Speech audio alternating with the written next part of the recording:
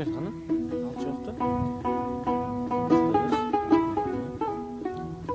Biraz ıldırak. Tertemiz.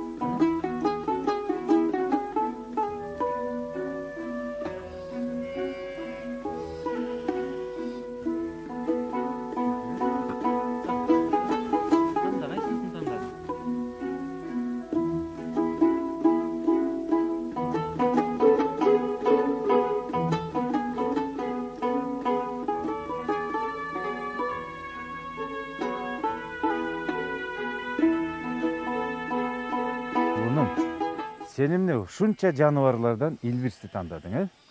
Анткени ал баарынан кооз да. Балам, қоозу.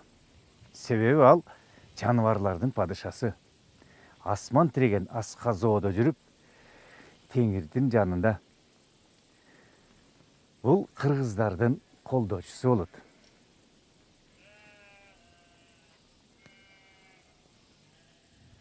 Эртеңки жаралышта баардык жандыктар жоголуп, сен Илбирс менен бетме-бет жолуп калсаңчы, ким утат экен мындан?